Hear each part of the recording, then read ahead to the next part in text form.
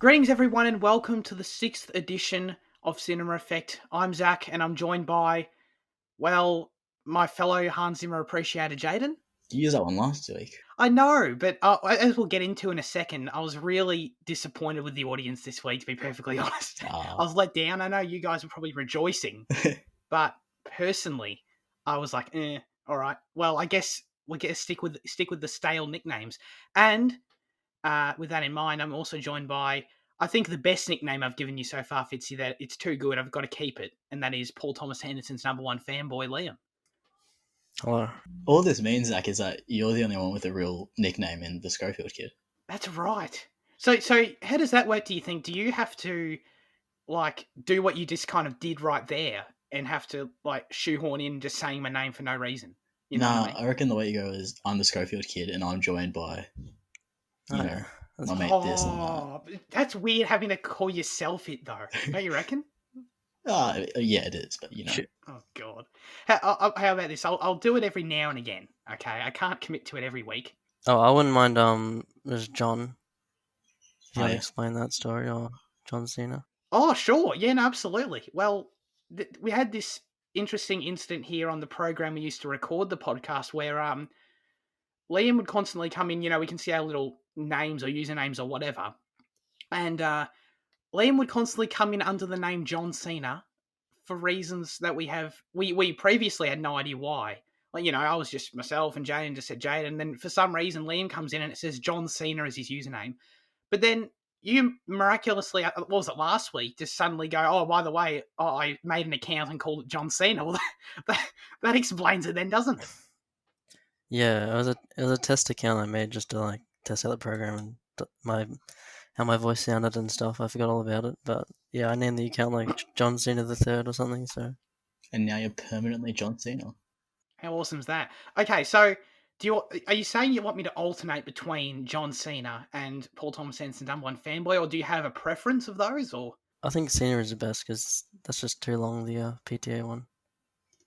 I don't know. So then, okay, we're committed. I'm going all in on this then, to the psychology of the nickname. So then, how do I kind of introduce that? Is it I'm joined by John Cena himself, Liam? That makes no sense, I don't know.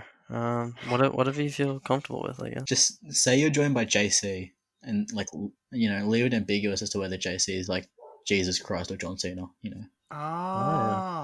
Okay. So I'm joined by JC Liam. Or something like that. It's either, Jesus Christ or John Cena. Or just JC. I guess. God, Jesus Christ, that's high praise there. Do people actually refer to Jesus Christ as JC, though? I've personally never heard that. Yeah, no, like the hipster pastors do, the street ones. Your street priests that are trying to get hip with the kids. Good on them. That's how they connect with all the acronyms. It makes sense. Well, anyway, let's get away from the nickname talk. This is Cinema Effect, the podcast where we review and talk about a different movie every single week. The show posts every Monday, and you can find us on YouTube, Apple Podcasts, and Spotify. So please subscribe on all those things. Leave us a rating of 5 stars. That would be greatly appreciated. Helps the show out. And remember to submit your questions, thoughts, reviews, comments, whatever, for the next week's episode in the YouTube comment section, and we'll read them out at the end as we always do.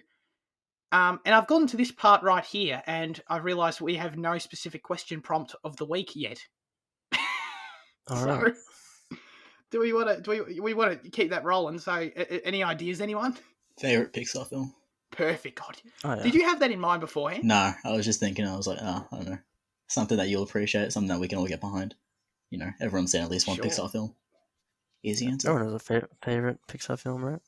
Yeah, no, that's a good point. God, you were quick on your feet there. That was a great one. Okay, there you go. Question of the week: what's your favorite Pixar film, and why? Let us know in the comments.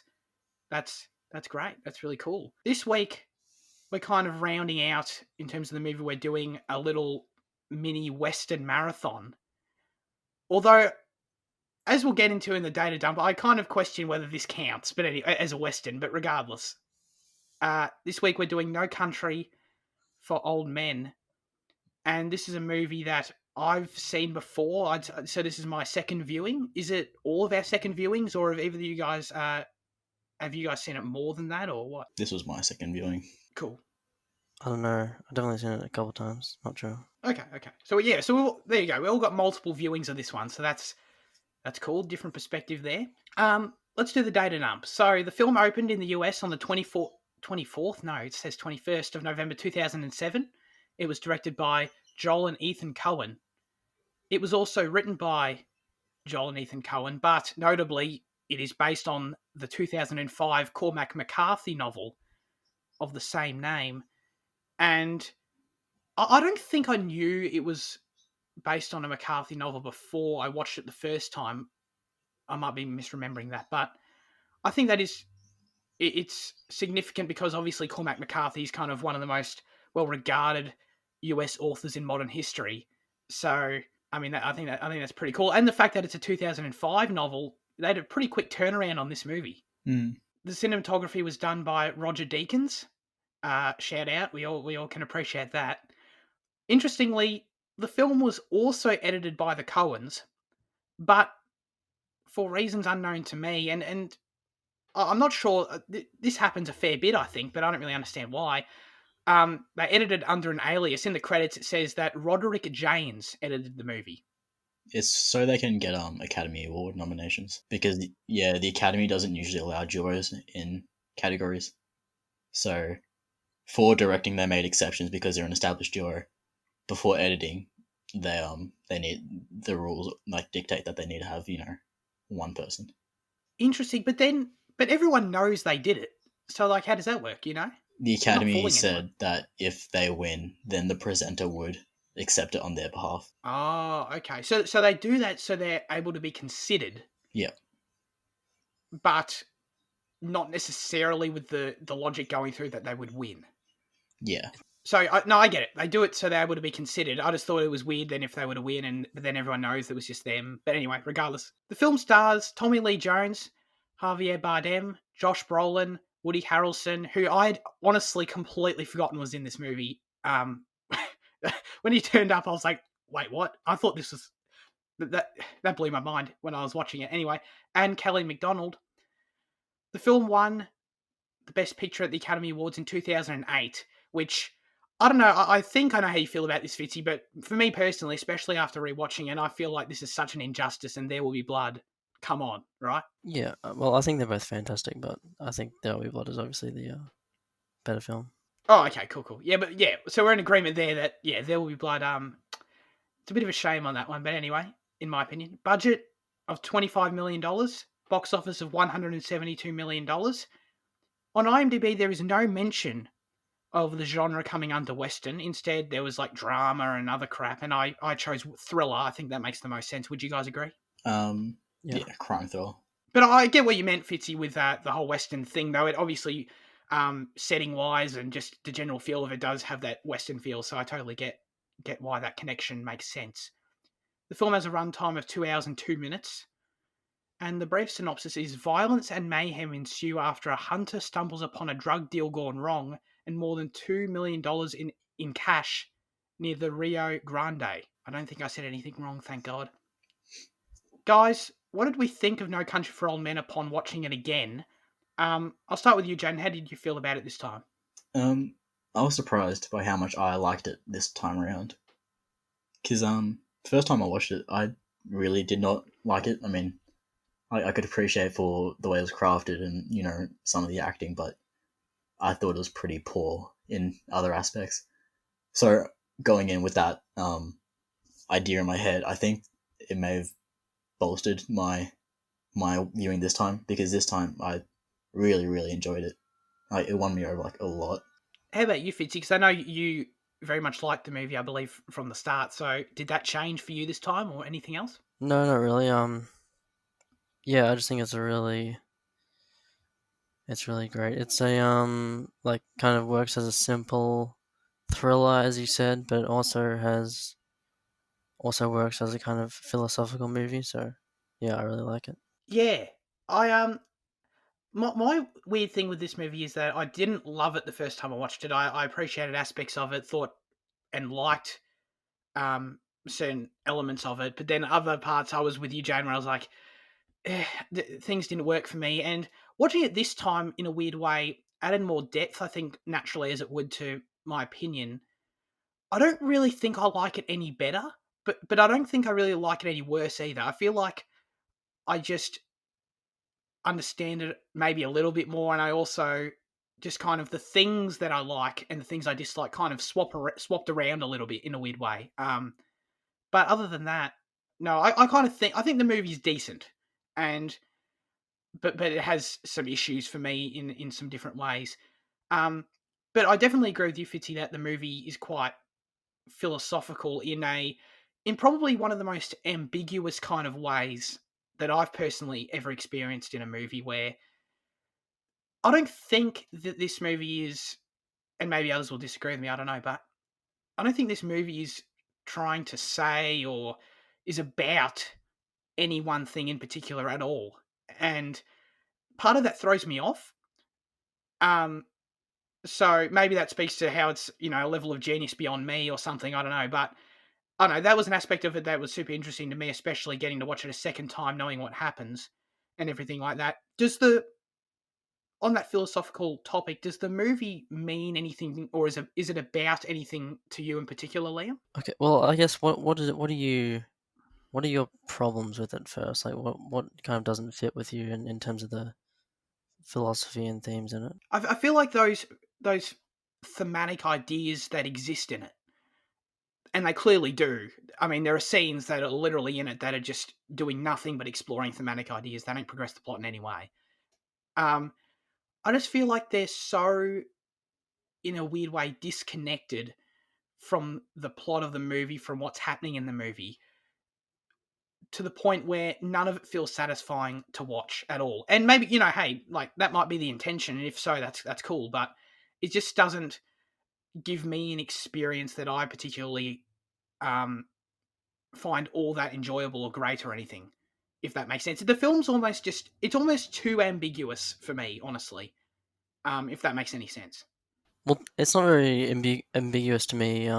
Yeah, it's kind of So, well, you have Javier Bardem's character, and he's kind of this psychopath, murderer, and you can't really understand him. He's kind of the embodiment of chaos, and the whole movie, the audience is trying to understand him. The sheriff is trying to understand him, and the sheriff thinks that he's the product of the changing times, and back in the old days, people used to be criminals used to understand criminals, used to understand people, and now everything's like thrown into chaos in a way. But the movie kind of leaves us on a note, telling us that like, no, this is the way it's always been. The world has always been chaotic in some way. So, like, yeah, No Country for Old Men kind of comes back to the title, where it's like, when you get older, at least in theory, you kind of become more, you kind of become more idyllic of the past, and you thought there was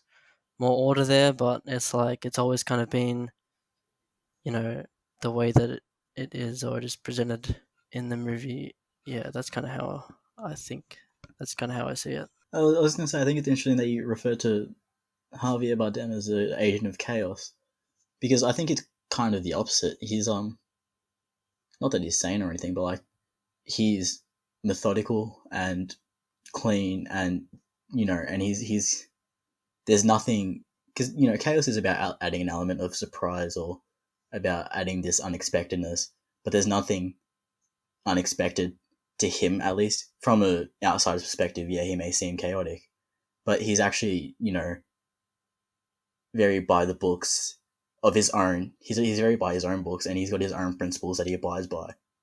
So he really chaotic in that sense? Well, that's what I think. Yeah, I think the movie is ultimately saying that he's not. Like, you think that he is because he does all these crazy things, like he decides he was going to kill people on the flip of a coin or whatever. But the ultimate conclusion of the movie is that actually he's just like any other psychopath that has existed throughout history. Kind of, the movie kind of does a 180, and then at the end, in the way.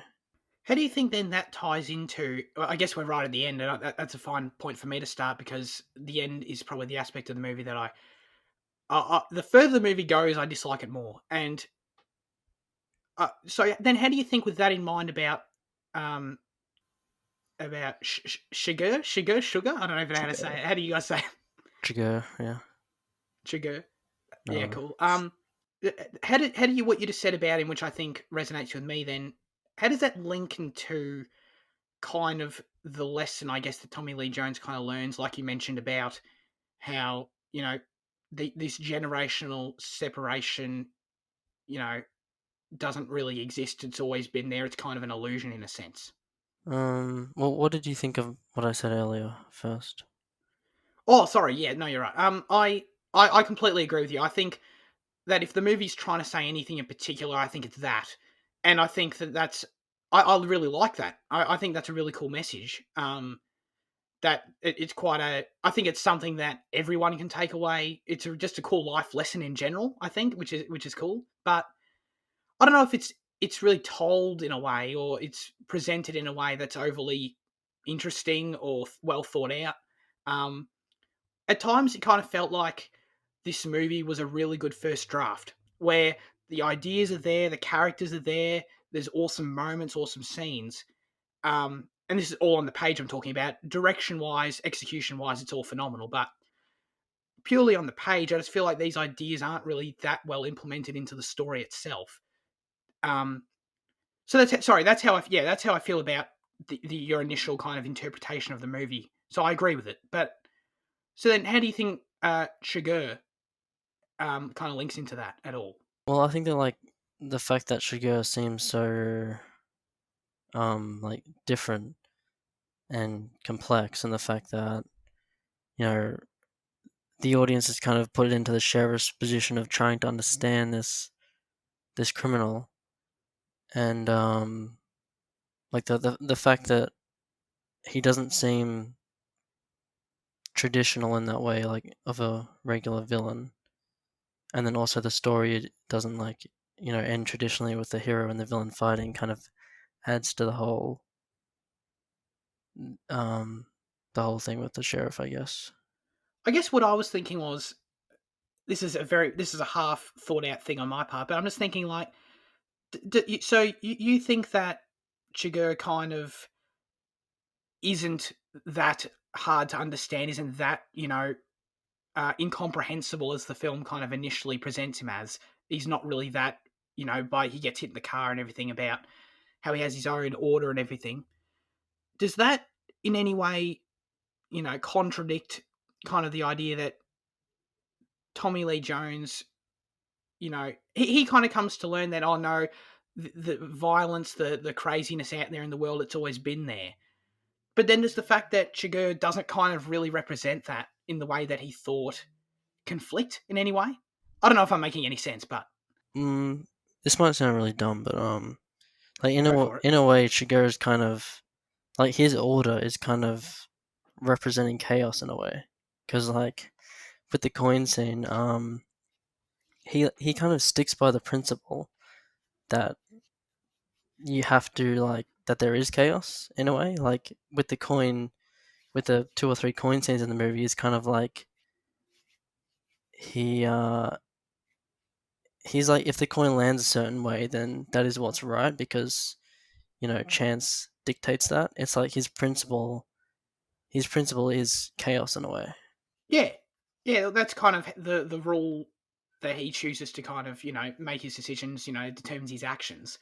And a moment that I think went over my head the first time I watched it, I don't know how, but I'd certainly forgotten it if it didn't go over my head. But I really like when Tommy Lee Jones goes back to where Josh Brolin carved it, and um, Bardem is, at least to me, it seemed like he was in the room, but then he flips the coin, and like basically the coin saves Tommy Lee Jones. I think that's a really cool moment that kind of exhibits what you're talking about there.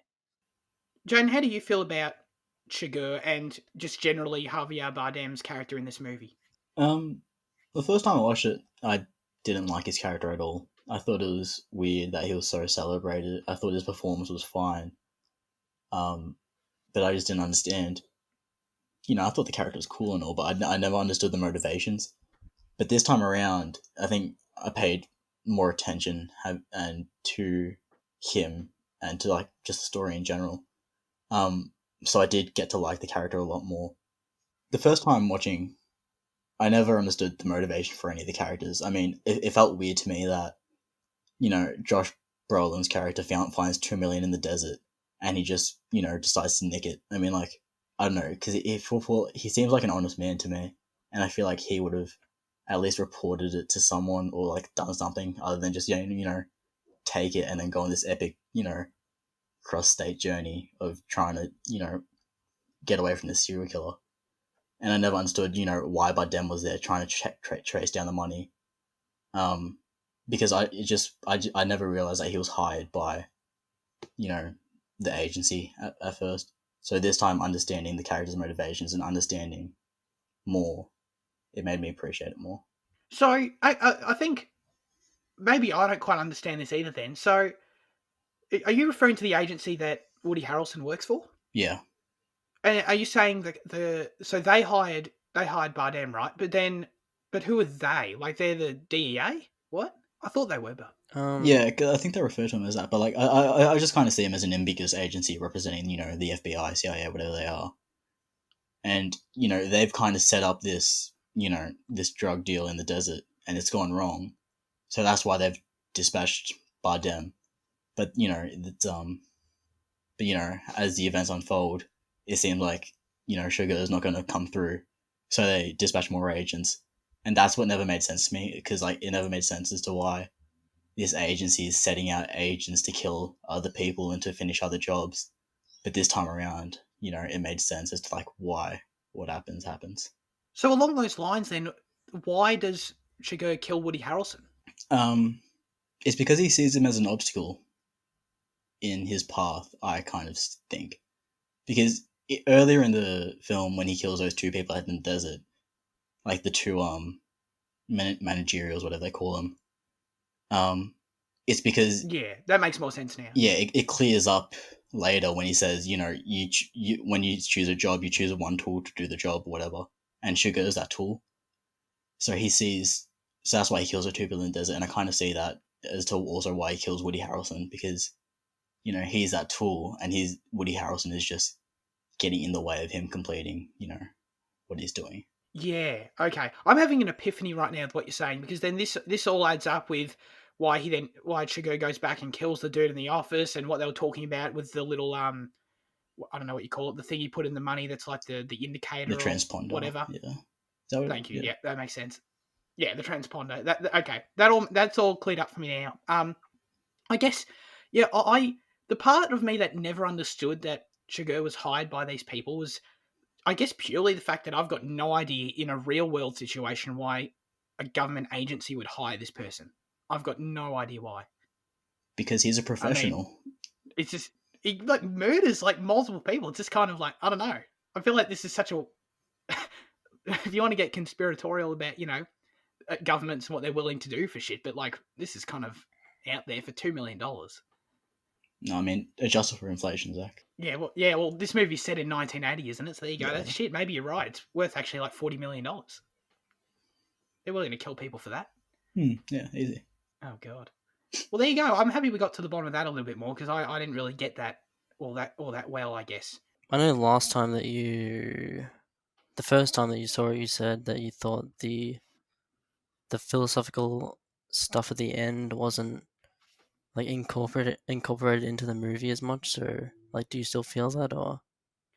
I feel it to a lesser extent. I think what happened was I kind of in my head thought that what you're referring to is the fact that I just felt that the kind of quote unquote message of the film or whatever that we took away from it earlier being that the whole thing with Tommy Lee Jones and how the world's always been this way and all that kind of thing, which I like, how it kind of feels like it's just disconnected from the main narrative.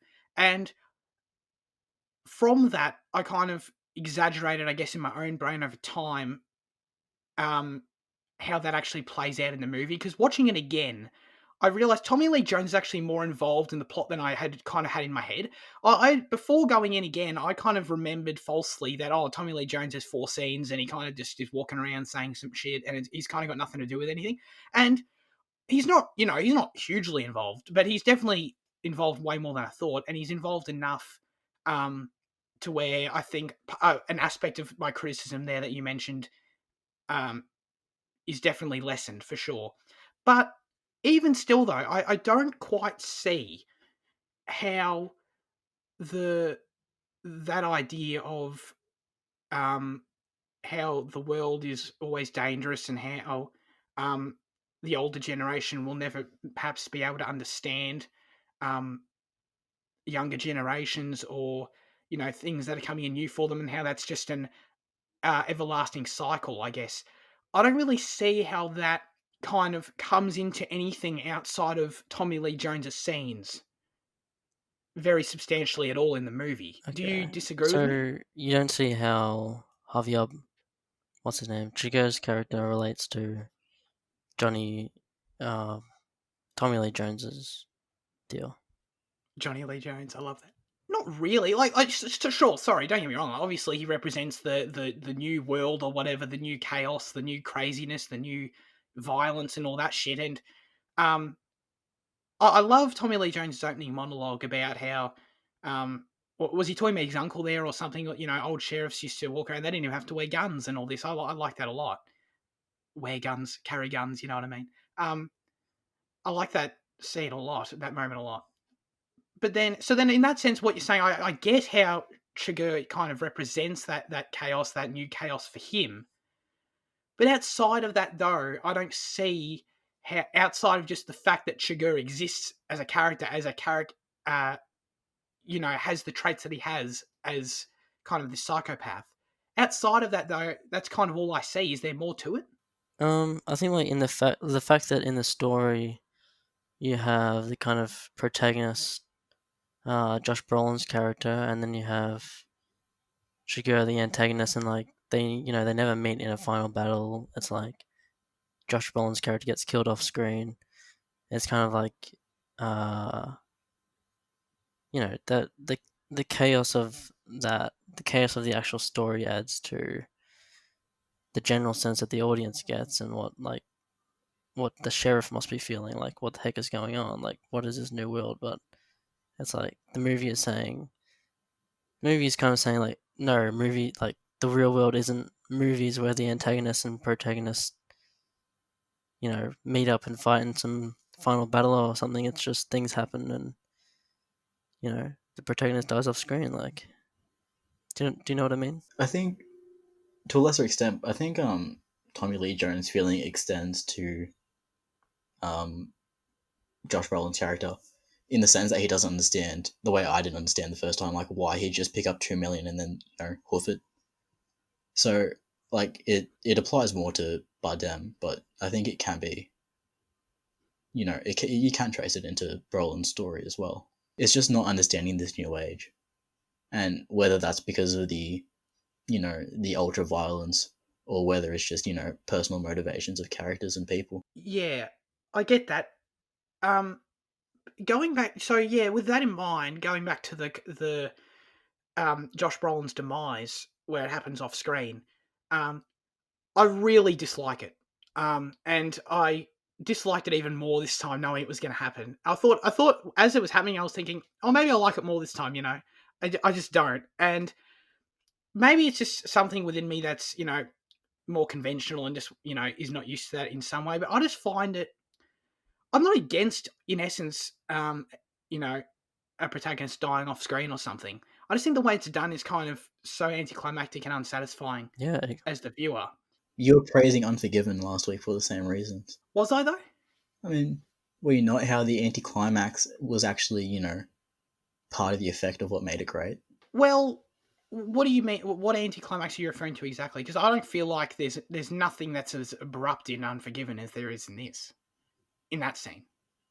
No, I wouldn't say there's anything as abrupt, but it follows the same ideas of, just building tension, and then it fizzles out to, prove a point or to, convey an idea. Well, I guess that's kind of that's a good point, though. I do think there are similarities to Unforgiven in that way, but I guess my thing is I don't think Unforgiven. Sorry, excuse me. I do think Unforgiven fizzles out. I don't think this movie fizzles out in that same way. I think this movie just friggin' plummets, like just drops off a cliff. Like it just happens, and it's like, oh wow, okay. Like Unforgiven does have the slowness of I guess the audience kind of the realization of how dragged out this is, and it's kind of crazy that you're kind of realizing, or at least I was kind of coming to understand this is kind of insane how deliberate this is. Whereas the abruptness of it in this did kind of rub me the wrong way. And to what you were saying earlier, Fitzy, about, it's the point of in the real world, shit is just, it isn't traditional. It isn't the antagonist versus the protagonist. Shit just happens like that, and I think that's kind of, I kind of get it, but it's not what I want from a movie in a weird way. It's just not satisfying to me. I liked it because that scene's told from Tommy Lee Jones's perspective. So in that scene, Brolin isn't the protagonist. So I mean, the scene's still told from the main character's perspective. It just happens that another main character died off screen, and I like the way that it still shows the effects that death had on the essential character of the film, and I think that was I think showing Tommy Lee Jones's feelings about that is way more effective than having Brolin popped on screen and then cutting away to him. And the wife's reaction. Yeah. Yeah, it's honestly, I think it's actually almost the order of the events that bothers me. Like, if it was something where, say, because like I said, I don't mind Josh Brolin dying off screen. I think that's cool. But if it was something where there was tension beforehand, I don't know. I guess now that I'm saying it out loud, it kind of does happen, but it doesn't really feel that impactful. Like, because you know how it fades to black with Josh Brolin talking to the woman by the pool, and then it comes back to Tommy Lee Jones, and he's just in the car on his way there, and then he kind of sees shit's going down, and he drives over quickly and all that. So I guess that is kind of what I was about to say. I kind of wanted, but I feel like there still needed to be something, just some kind of sense of tension, because another problem I have with the movie, and very much links to this, is just I think the tension completely dies in the second half, where I felt nothing. I felt zero, and this honestly doesn't have anything to do with the fact I've said it before. Like I was super tense in the first half. I love everything with Josh Brolin going back to collect the money, and he's kind of in the woods and the desert and everything else in the river, and all that stuff. And I love the hotel kind of the cat and mouse game with all that. I think that's terrific. But then after that, though, I guess it's everything after Josh Brolin goes to Mexico up until his death. I just feel like there's such a lack of tension in the movie, and to the point where I just felt nothing upon his death. I feel like I should still feel something, even if I didn't get to see it in some way. Seeing it through Tommy Lee Jones' eyes and the way it was done in the scene just wasn't enough for me. Did you understand how the Mexicans found him in the movie? That's what I was going to say. That's where the tension's built, when Agnes is talking to the other dude. Did you get that, Zach? How the Mexicans found him in the hotel? Yeah. Well, weren't they on his mum on his wife's mum?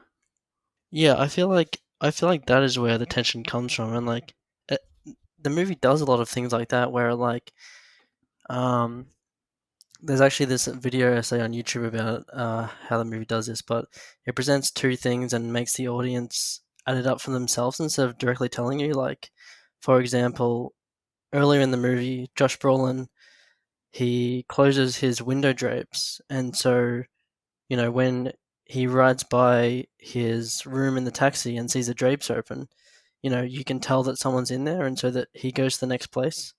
And it's like the movie does that all the way throughout.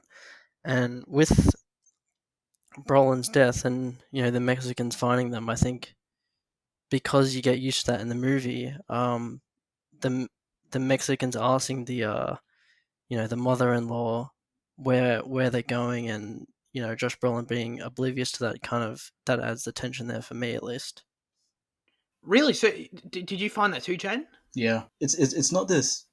You kind of get this sense of not betrayal, because the mother's unaware of it, but you get this feeling inside of it, it almost as if it is a betrayal, because of she's revealing all this information to people that you like the audience can identify as villains. Yeah, you're kind of like, oh shit, he's about to be found, and the characters aren't realizing it, but you can put it together as an audience member. And I think because of like previous events in the film, you kind of just assume it's gonna go to Brolin, and he's gonna deal with them in his own way. But the fact that it cuts to him dying to or killed by them. Okay. So, sorry, just to be clear, like, I'm not wrong about the mother thing. That's correct. That's how they find him, right? Yeah. Yeah. So, okay. With that in mind, though, like, I got that. I thought I might have been wrong when you said it, but I wasn't. So, but I just, with the element of, the audience putting two and two together, I feel like I did that pretty adequately, and it still didn't really do anything for me. I'm like, okay, so the Mexicans are on it now, and now they know where he is, and now I guess they're going to get him. Like, it just didn't. There was nothing within the scenes themselves. I don't get me wrong, I get what you're saying, and I guess it's just literally a personal thing for me. This is not really a critique of the movie itself, because if it worked for you, then it's clearly effective in some way. It just for me didn't do anything. I was just like, okay, so now they're going to go and get him. I guess they're onto him, and then the fact that we didn't get any sort of confrontation. Again, didn't have to be from Roland's perspective. Could have been from anyone's perspective in any way. The fact we didn't get any kind of confrontation, it's like, okay, the Mexicans are onto him. The next thing I know, he's dead. It's like, okay, cool. Like, that's kind of just how I felt, That's fair enough. But I do love the small kind of touches in the movie. There's so many of them, just with... I think, honestly, this movie does, for me, more the smaller things kind of well, and then the bigger things just kind of, I don't know, don't really work for me. But obviously, Javier Bardem, like...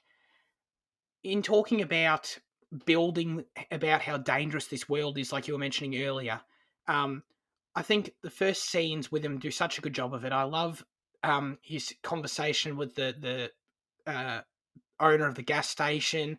I love, obviously, the first scene in the movie where he kills the policeman. Um, and just these little quirks, like, obviously the coin flipping is quite thematically important, but outside of that, though, like how he sits down and drinks milk, it's just super creepy. And he's got like the worst haircut I've ever seen in my life, and it all just adds something to that character I really like. Yeah, I agree with you then, because like I was saying earlier, going into this movie, I was going in with the same expectations from what I felt last time, and I was like, yeah, I'm gonna hate this again. I was actually kind of dreading this rewatch. But from that opening kill to when he strangles a policeman, like, it was such a small thing, but like seeing all the scuff marks appearing on the floor, like, I don't know why, but like that made it, like, I was like, wow, okay, that's really sick. And like Yeah. it's just small things like that, the way that you're shown throughout the film that he doesn't like getting blood on him, and how he, like the little mannerisms that it builds for him, yeah, it's really cool. Yeah, he's such a crazy and distinct character, for sure. Yeah, and I like what you're talking about with the blood thing. I love when he lifts his shoe up, like, to not get Woody Harrelson's blood on him. That's great. I love that. He also does it at the end. He with checks the, his boots for the blood, yeah. after he exits the wife's house. Yes, that's right. That's right. Yeah, he does. Bit of trivia for you. Another little detail of Shakur's while we're on that. His weapon is a captive bolt pistol, and it is commonly used to stun cows before slaughter without risk of flying bullets. That's just... his weapon is like... it's so iconic in a weird way. It's super disturbing. I love how I've never seen in any piece of fiction someone use that as a weapon, and then also how it kind of thematically ties in, to him kind of slaughtering people like their cattle and all this. I don't know. It's just creeps me out, and how he uses it to blow out the locks of doors. Like, oh god, Yeah. it just gives me the creeps. Yeah. I mean, that's like something the sheriff would look at and say, like, oh, what the hell is wrong with this world today? Yeah, Like, this absolutely. dude uses a freaking thing to slaughter animals with, to kill people and open doors. It's, that's weird to him. Definitely.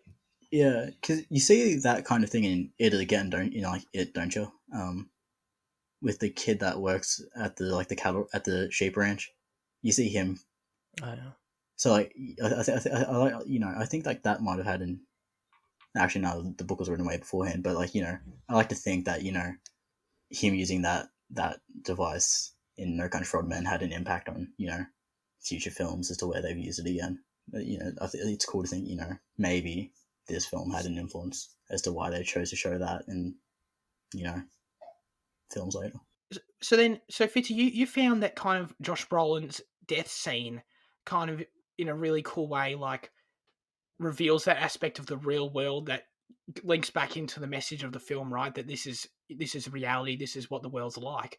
I guess for me, if that's what... I'm not, I don't want to put words in your mouth, but then if that's the case for you, then for me, I just feel like the rest of the movie already emphasizes that plenty, where I don't need some kind of abrupt Josh Brolin death, to kind of drive the point home in a weird way. Like we just mentioned, like I feel like all the Javier Bardem kills and the crazy weapons and his character as a whole, like already emphasize that vile aspect of the world that is present in the movie enough to where I don't need that subversion, I guess, in the third act.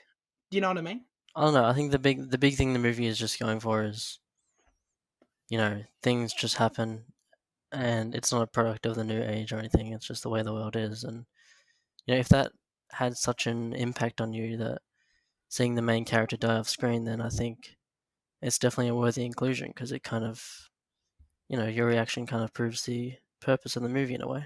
No, that's a good point. Yeah.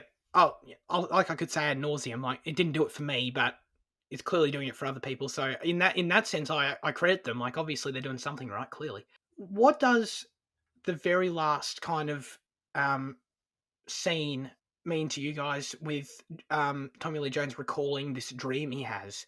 Because it's actually probably, I think I come to understand the movie way more this time. It's actually the aspect that confused me even more. I thought I understood it better the first time, and listening to it again, I was like, wait, I don't know if I feel like I was wrong about this dream. It's kind of bizarre. Does that support the message that we've been talking about this entire time for you?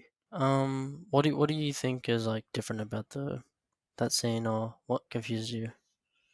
Well, because he mentions in the dream about how he's, what was he on? He's some kind of bike ride or hiking Horse. journey or Yeah. whatever it is, and he's, it's cold in the snow, and his dad's um he knows his dad is waiting for him with a safe spot and the fire and all this. um I guess I just interpreted that in a way right at the end. Sorry, what I'm saying is the first time I watched it, and about how, I kind of interpret it as he's never going to make it to that safe place. He's surrounded by this chaotic world and all this. And then I felt like the final line, "Then I woke up," is kind of him um just throwing that dream out the window and kind of saying it's bullshit, like the world's always been this way, it's always been this crazy. But then I feel like upon hearing it again, I kind of put way too much stock in the final line. Like, and then I woke up. I feel like that final line doesn't actually mean anything. Maybe I'm wrong. Do you guys feel that? I'm not really too sure. I didn't really put too much thought into the final line per se. I just thought it was kind of him just saying, like that was that, and he was left to, you know, think about his meaning from what he was given then. Um, I don't know. I kind of see the film, like one of the main takeaways from the film for me was just about dealing with things that are bigger than you, and like Tommy Lee Jones' character and Brolin's character as well. I think kind of give that, and I see the final. I see the second dream he talks about is kind of just enhancing that message of how there's this darkness surrounding him and it's bigger than him. There's a small campfire there to illuminate a little bit of a safe place for him, but in a world full of darkness, what good's a little light? So I kind of see that that's kind of like my interpretation of it. About just dealing with bigger problems and how it's easy to fall. Yeah, that's a really cool interpretation. I've never thought of or heard about. Does it link into what we've been talking about with the generational thing at all?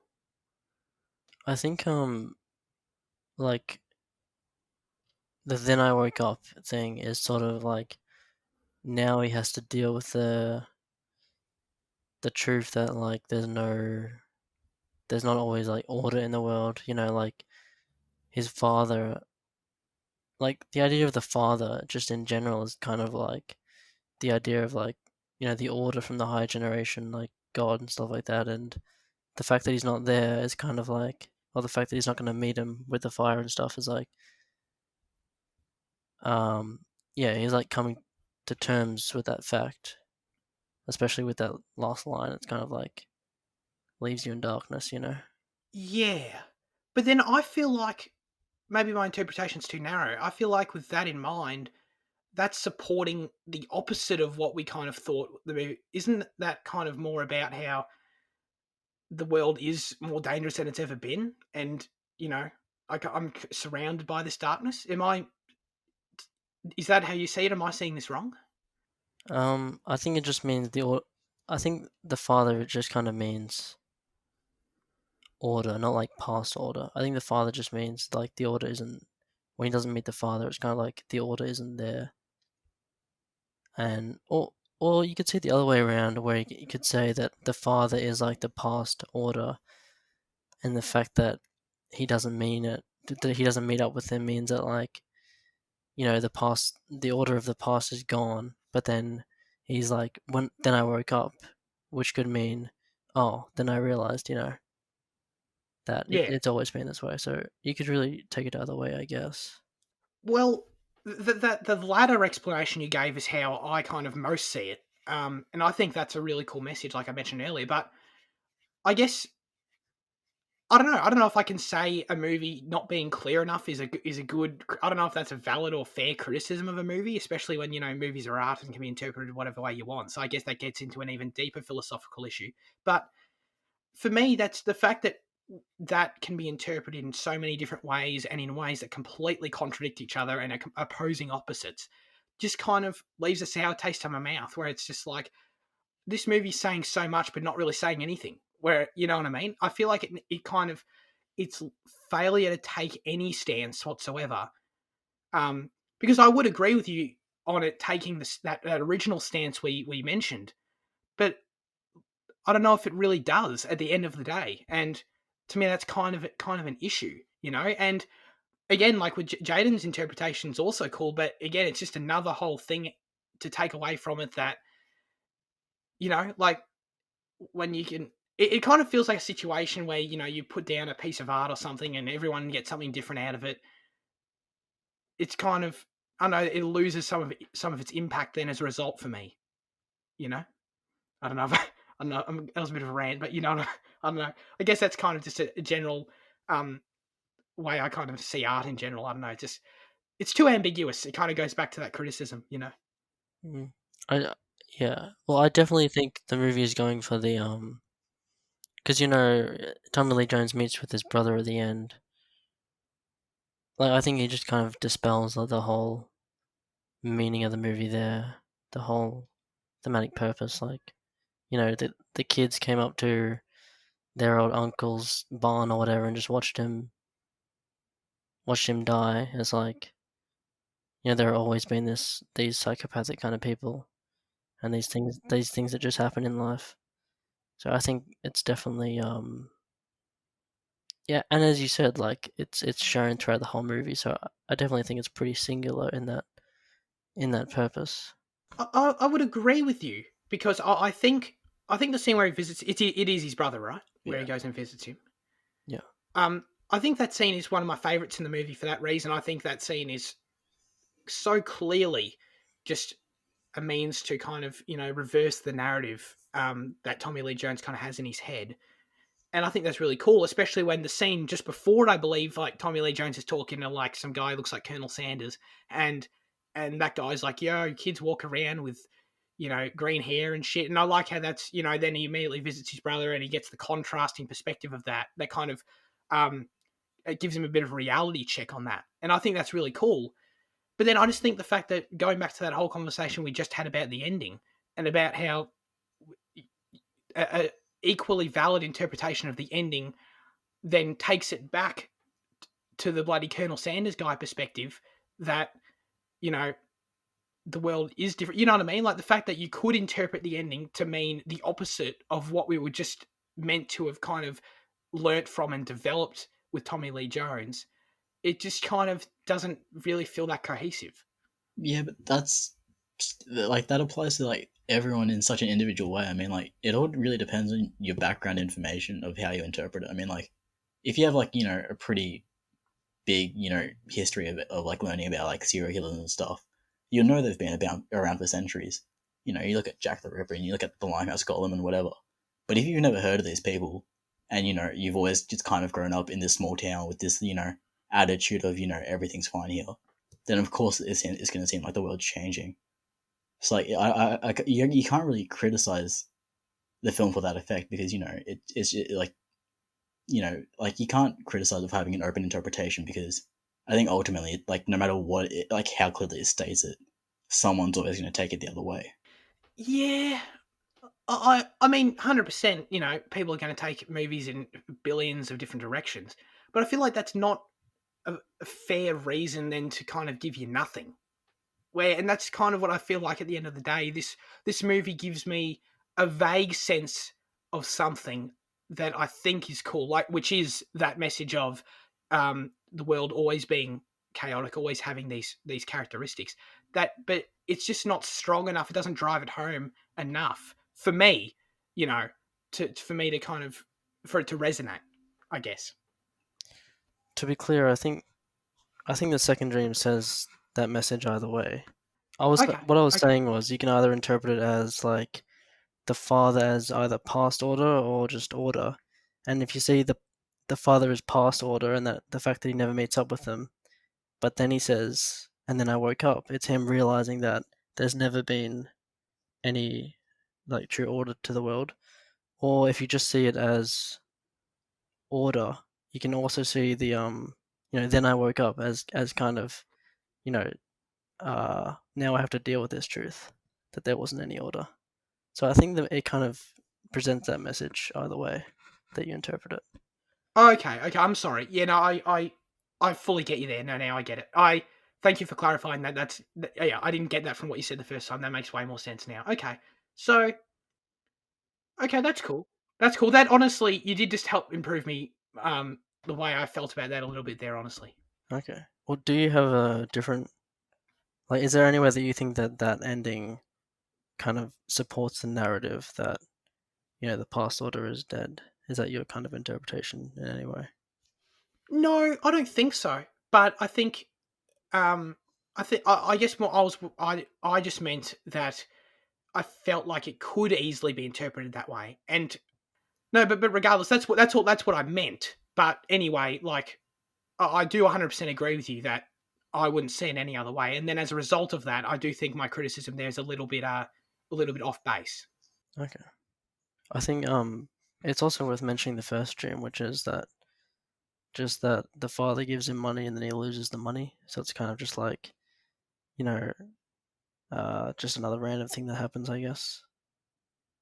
Um, and Cormac McCarthy, like, he has said about his writing in general that, like, his dreams in his stuff kind of represents the true feelings or the subconscious of the characters. So, like, the idea that the fact that he just like loses the money in the dream is kind of like, well, he just lost. Like things just happened in a way. I think kind of supports that as well. Yeah, no, I think that's a good point. When you mentioned that first stream originally, yeah, I kind of I didn't take that away from it because I didn't take anything away from it. Honestly, I didn't think about it too much, but I felt like that dream means something. But that was a really good explanation of it. That's really cool. Well, I was going to make sure I mentioned the scene where he visits his brother and the scene prior to that, but I kind of think I did that pretty good anyway. Um, but I will mention anyway, regardless, the quotes in those scenes. Sorry, excuse me, in that scene with the brother, that really I think drives what we've I think well established what the film's trying to say is that his brother tells him, it ain't nothing new.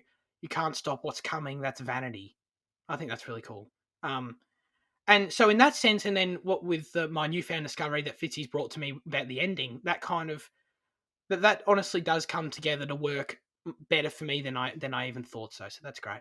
But then I guess though, not to then address another kind of part of the criticism of the fact that this message isn't really played well into the plot, into the direct A plot of the movie.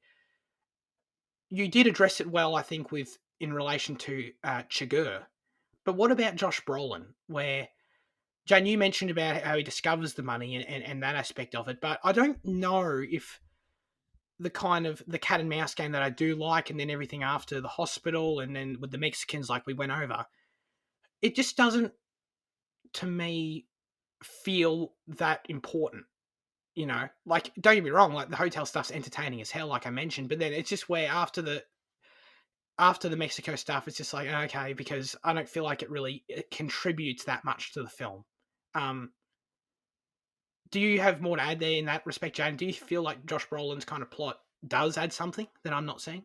Add plot as in like I don't know. I think it adds to. I think Brolin's arc is more just about creating the film, and making it entertaining. Like you can still derive some meaning from it, but it's more from Tommy Lee Jones, from that character's perspective. That's where you'll draw the majority of the meaning. So I kind of just saw Brolin's as a way to, actually tell the story. Yeah. Um, I think Brolin kind of represents the like opportunistic protagonist, like like Blondie and The Good, the Bad, and the Ugly. In a way, like he's just there. Are guys trying to get the money, but he's the one you're kind of rooting for. And as I said, the movie I think also works as a simple thriller, and the fact that it can the movie pulls you into the normal plot with Brolin and the money, and then kind of you have sort of an expectation that it's going to go the way a normal western or thriller would, where the good guy gets the money in the end.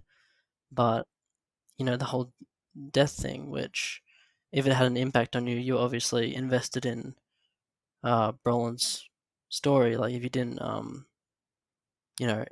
like that death, then there was definitely something there that you were interested in seeing, like a face off between the two at the end or something. But yeah, I think it definitely the A plot is very allegorical in that way, and yeah, Brolin kind of represents that character that usually would win in a normal movie. Yeah. I do partially disagree with you when you say that the movie works as a simple thriller, because I don't think it does. And I think the reason it doesn't is the third act is, I guess, really anything else in the second half is the stuff with Josh Brolin and his death. And while, we've gone over that plenty and how that did really work for you tension wise and it didn't work for me, that's totally fine. But I don't know if you can say it's an effective thriller either way, whether it affected you, the death, or not, because there's no what once we get out of, I guess, the hotel encounter onto the street, that stuff's great. But then once we're out of that, though, is there anything left in the movie that can really be classified as a thriller? You know? Which parts are you talking about exactly?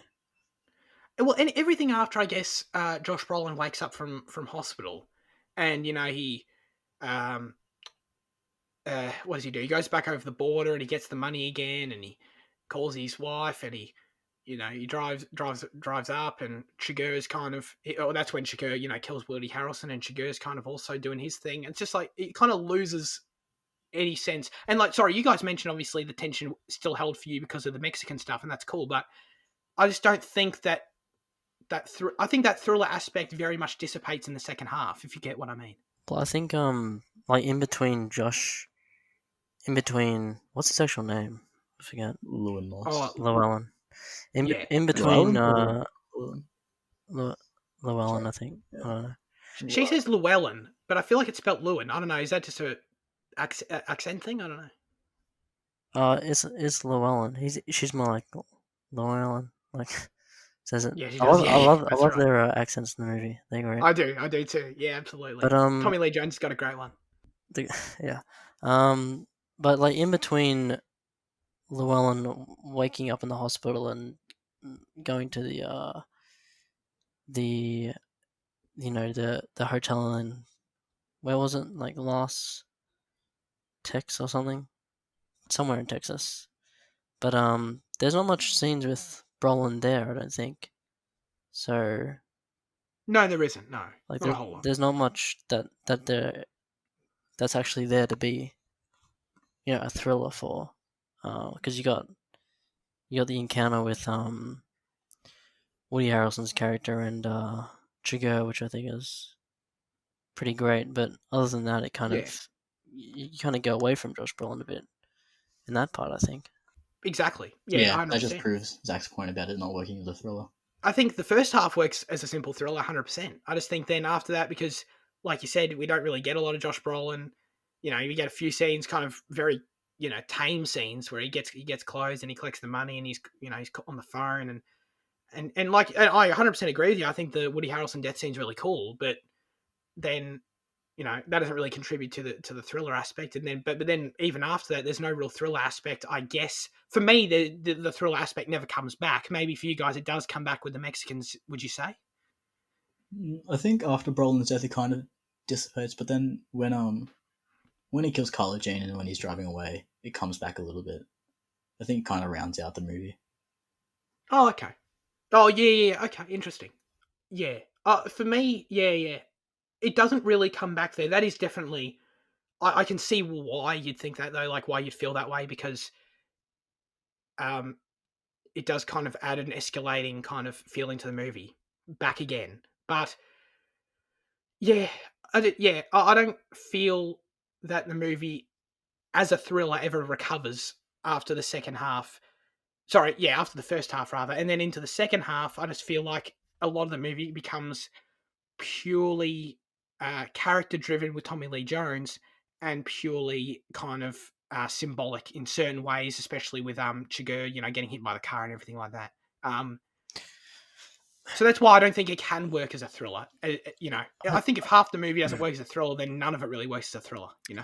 I think well, I think like after you got Llewellyn in the hospital, then you've got the scene with Chigurh and Woody Harrelson's character, which is very tense for me at least. And then you've got um I think the whole Llewellyn death thing is still part of that, and then um Tommy Lee Jones coming up to the hotel and like Chigurh's just like hiding in there, and then later on, like 10 minutes later, you got Chigurh and the Carla Jean. So I think the source of the actual thriller element in the movie is Chigurh, and he just remains there the whole time because, as I said, he's kind of the chaos that will remain there because he's kind of symbolic in that sense. But I don't know. I just I don't feel like it that effectively plays into the thriller part. I don't know. It's just like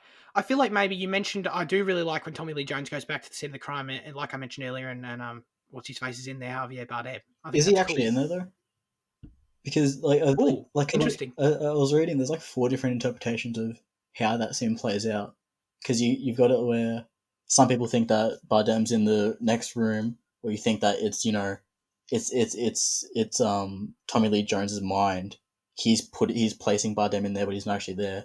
Or you've got it that like that shot of Bardem was like 10 minutes earlier, and when Tommy Lee Jones gets there, it kind of reinforces that fact that you're always just out of time. So so do you actually think he's in there, or like do you think it was? I always thought he was, but I don't know. How do you feel, Fitzy?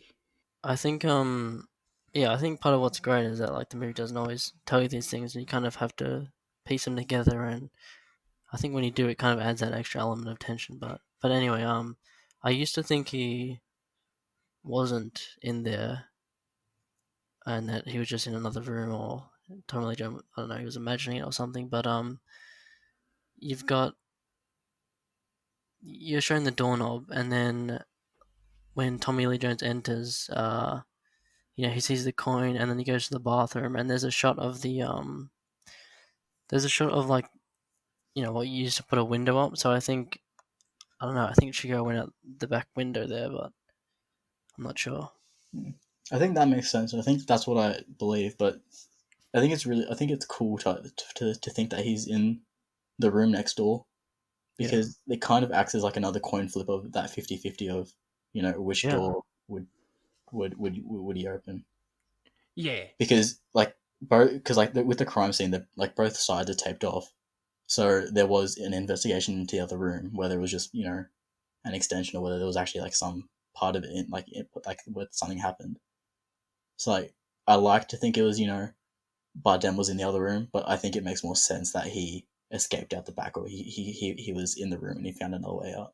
I really like the idea that, you know, whether he was in that room or the other room, that both of those are totally valid for me. I'd never heard of it. The idea that he's not there at all, that sounds, I don't know if I like that at all. That just even more plays into what I was talking about with the, um, you know, movie just refusing to have, you know, to be sticking to its genre in any way, and just kind of adds more to the, just how, you know, you can, right, we're interpreting this film to the point where we have to determine whether the person's even there or not. Like, it's kind of too much. But I don't know, does the one where he's not even there, does that seem like kind of it has any validity to it? Yeah, I guess it does because I mean, you're never actually shown because like there's no evidence of Tommy Lee Jones walking in, Bud Dem's just behind his back and he's like scurrying around in the background. So like like I think there is every chance that he was never there and it was just Jones in his mind thinking, what if I'm walking to my death? But I personally don't subscribe to that because I think it removes some of the tension. I think it works effective as a drama. But if you're looking at it Yeah, from a thriller perspective, then I like to think that he's in the room next door. yeah, I agree with you. That's basically what I meant to say. That's what I was trying to say. Yeah, absolutely. I think from that point of view, it's definitely much better to think that he's either in the room or next door or right there. I feel like I feel like, I don't know if I ever will. I probably won't, to be honest. But I kind of am interested in reading the novel, just because I can kind of see a lot of these elements working better for me as a book. Just where, you know, you have someone like Cormac McCarthy and his writing style, and, you know, as a novel, I feel like the film doesn't, excuse me, sorry, the story then doesn't feel like it's trying to achieve any particular genre or any particular kind of, um, because as I mentioned, I don't think it works as a thriller. So then in my brain, that's a con of the movie, you know. But I don't think, if I were to read the novel again, I've got no idea how different it is. But if I were to read it, I don't feel like I would have that kind of perspective of this thing's trying to be a thriller and isn't, you know, because obviously literature can be a bit more open in that way, I guess, a bit less conventional. Do you guys have any interest in reading the novel? I guess is all I'm saying. I don't know.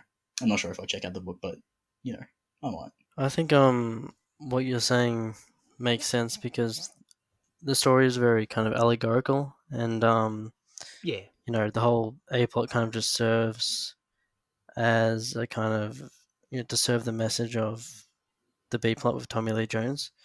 But I don't know. I think maybe novels kind of work as allegories better than movies, but I'm not sure. yeah, I'm that's a whole deep thing. Yeah, I don't know. I'm interested in reading it though, for sure. Are there any kind of stuff more from an execution perspective, because that stand out to you? Because what stood out to me was the complete lack of score in this movie. I don't think I can remember, excluding the credits, that any piece of music in the movie. Jaden, I assume you paid attention to this. Well, does and by the way, sorry, I just said that like Fitzy didn't pay attention to it. I'm sorry, I didn't mean to say that. But was there actually any score in the movie that I didn't notice? God, I didn't notice anything. There was 16 minutes of like music written for the film, so I mean there is music like in occasion, but it's sparse. So it plays over the opening and closing credits, and it kind of just fades into some of the scenes and like some of the background, and like that's one of the things I really loved. Like I think like the sound, like just like the mixing and like the effects in this film, the way everything just blends together and it like the silence works so effectively that like and like I think that's one thing I praise. So like I don't actually recall any specific moments where the score came into play other than opening and ending, but it does come into play. I was reading on the and like just like some of the trivia things. Yeah. But yeah, I think the silence in the movie really adds to the like general sense that I just get from the movie, and the it really like grounds the movie, makes it very unmanipulative, I guess. Because like I love like theme scores like theme and like just like film scores and whatever. But like whenever a film doesn't use like a background track and they've just opted for the silence, like I Yeah, think it's like really fantastic because like it just works so effectively, and that's what I love about Mother as well. the fact that that's completely void of the score. Yeah, I think that really adds to the tension for me. Yeah. For sure. Yeah, no, I thought it was awesome, and I guess like you mentioned, there is 16 minutes of music. I've got no idea where it is. I don't think I heard a second of it because I guess that's a credit to how well it's blended in. Because I swear I didn't hear anything. I've no recollection of any scene that had any music whatsoever, and Yeah, neither. the way that's blended, I think, is really cool. And like I mentioned, I really love the first half of the movie with Josh Brolin in particular and his stuff. And I just love the silence and the breeze, like you were mentioning, the sound mixing, that kind of atmosphere that the film builds. I guess in the kind of desert plains area and then beyond is really cool. Are there other technical aspects of the movie, execution aspects of the movie that we haven't properly appreciated? I know we didn't mention Roger Deakins' cinematography yet. How could we not? That's an injustice. I think the like all the acting in the movie is really great. Like even just minor performances were really fantastic. Like it surprised me so much the fact that Kelly MacDonald. I didn't realize that she was a chick from Trainspotting at all. Yeah. And like when I found that out afterwards, I was like, oh holy shit! I mean, like it makes sense because like now I think about it, like it does, like you can see, obviously you can tell it's her like just by looking at her, but she does a really good job of like applying the accent and like the mannerisms of like Yeah, just that she does. Yeah. yeah, that's southern. So is she British? She's Irish. No, she's Wow, no, she's that is impressive. she's Scottish. I thought she was Irish, wasn't she? Because like I know that because Trainspotting is Scottish, but I thought she was born in Ireland. Oh yeah, Glasgow. Sorry. Yeah, no, okay, you're right. I thought I read Ireland. While we're on the topic of acting, Tommy Lee Jones is phenomenal. I don't need to even mention Javier Bardem's phenomenal. But Josh Brolin is he's good, and maybe I only say this just because his character isn't all that interesting as a person, and maybe that's kind of something I'm not giving him enough credit for. But I thought he was fine. I feel like he's way better in other movies. Yeah, but there's like no weak performance here. No, absolutely not. There is And definitely not. even like minor performances, like the guy at the gas station, but the first coin toss scene, his actually acting is very very good in that scene, and Yeah, even Woody Harrelson, like, I don't know, I feel like Woody Harrelson's kind of Woody Harrelson in every movie, and even in this movie, I was like, oh no, he's even given a little standout in his, he's got like 4 scenes, and I think he's really good too. But yeah, you're right, no weak performances whatsoever. That dude from the gas station is in Hateful Eight. No shit. Huh. There you go. well, we mentioned Roger Deakins and the cinematography. I don't think there were that many shots that really stood out, but there were a couple. Like I think when Josh Brolin's running and the car's chasing him, and there's that lightning shot, and I think it's because it's muted. It makes it better. yeah, probably yeah, and the just like all the landscape shots are really great. When I think of Deakins, I associate him with like these really epic shots because like we've kind of become familiar with him from like I don't know. I'm speaking for myself here, but I assume you guys have seen like the same films like Skyfall is one of my favorites of his like cinematography wise. 2049, Sicario, and like all these other these films that have such identifiable and recognizable famous shots, and like I think No Country for Old Men, it does have a few of those, I guess, but it is that I think it works together with like just like other things of it, it's a bit toned down.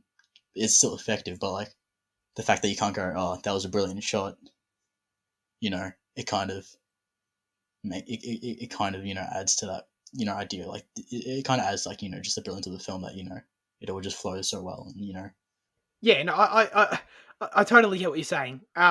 Because I feel like his photography kind of, like, don't get me wrong, like obviously he's I've seen just the best shots ever that he's done, but getting away from specific shots though, I feel like his photography brings a visual feeling to a movie that can't be understated, and that is more than just some fancy cool shots or whatever, where you can see it in everything. I think what they've kind of created is the visual style of the film is it's simultaneously like identifiably 80s, but it also feels very timeless at the same time. Because I mean, like you could easily just say, oh, that's the aesthetic of a Midwest town, and that's how it is. Everyone drives old cars and speaks with this inflection and whatever. So I feel like Yeah. yeah, I feel like I don't know, kind of feels like a timeless piece. Yeah, I totally forgot it was actually in the 80s or any specific time. Yeah, so did I. I don't know. I love how the like the very end scene, just you can hear the clock in the background and just fades to black. I just love that. But I like the way that Carla Jean refuses to play Sugar's game because yeah, she had a 50-50 chance of living, but she said no, I'm not going to abide by your rules, and so she does. She does die, but like I don't know. I thought that was a cool thing. 'Cause, like she feels like the only character that makes Sugar go off script, off his playbook. Before we get into our scores, there's 2 bits of trivia left that I want to read out. This first one is wild, okay? In the novel, Sheriff Bell says of the dope dealers, here's a while back in San Antonio, they shot and killed a federal judge. Cormac McCarthy set the story in 1980, as we just said. In 1979, federal judge John Howland Wood was shot and killed in San Antonio, Texas by freelance contract killer Charles Harrelson, okay? Father of Woody Harrelson. Huh. That's insane. So Woody Harrelson's father is a contract killer, or was. I don't know if he's alive. And he has a direct relation, like to the to the bloody novel. That's wild. That's insane. That kind of like makes yeah, I think that's cool because Woody Harrelson refers to himself as his job as like a day job. So like he's referring to himself as how he was like sent to kill, Sugar. It's interesting that his actual father was an actual Yeah. contract killer. Here's another one. And this is something that I had in the back of my head for a little while, but I wanted to mention it. While on location in Marfa, Texas, the movie There Will Be Blood was shooting nearby. One day, while filming a wide shot of the landscape, directors Joel Coen and Ethan Coen had to halt shooting for the day when a gigantic cloud of dark smoke floated conspicuously into view.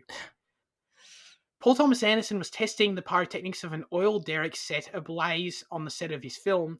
The Coens resumed filming the next day when the smoke finally dissipated. A year and a half later, both films were lead contenders at the Academy Awards. yeah. I just wanted to end there to let everyone know that There Will Be Blood should have won that award. That's so wild because if you've seen There Will Be Blood, I think we all know what scene they were practicing for. It's kind of so interesting how close that was. That's awesome. Yeah, I always say that fact. That's fucking hilarious. Hell yeah! It's like those films were intertwined before they finally faced each other at the Academy Awards. Yeah. All right, let's reveal our score out of 10. You can go first, Fitzy. Go for it. I'm giving it a 9 out of 10 again. Because that's what I gave it the other time. And Right. yeah, it's just really great movie. What'd you guys give it? I found that way funnier than I should have. You go, Jaden. Like I've kind of like moved my ranking, like my rating for this up in steps. Because the first time I watched it, I just flat out gave it a 5. Like I hated the story and the characters, but like I appreciated the way that it was made. And then with time, as I was thinking back on it, I moved it to a 7, to a 6 rather. And now this time when watching, I felt it was a 7. But now like throughout this conversation, like everything we've been talking about, like it feels like I should be pushing it up to an 8 because I'm kind of like stuck on that 7.5, and I'm still not entirely sure whether do I move up to 7? Do I go down to a 7 or an 8? I think I'm leaning towards 8 at this point. You just gotta watch it like 2 more times. You'll be Yeah, Exactly.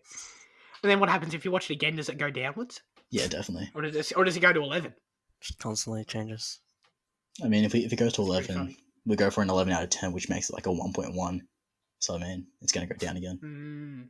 Sure. Well, I don't know. I'm gonna give them. I'm gonna give the movie a 6 out of 10, and I don't know. Like, in all honesty, like I actually, like I mentioned at the start, I didn't like it any more or less than I did the first time. I gave it a 7 the first time, and I just feel like the 7 was too high the first time. I don't know. I think I like the movie. I think it's a decent movie. I enjoy it. I enjoy aspects of it rather. I enjoy the first half a lot, and I think there's obviously more positives than there are negatives. I think technically it's very impressive as we went over. I don't know. I just don't think it provides a story. Well, even though I do like the message of the film, it doesn't provide or it doesn't deliver that message or provide a story that I find um, I don't know, overly engaging in a sense for me personally. It doesn't hold a lot of tension for me personally. But yeah, no, it's one of those really weird things where it's just how it hit me on a personal level because I know how many people love it, and obviously you guys love it, and that's great.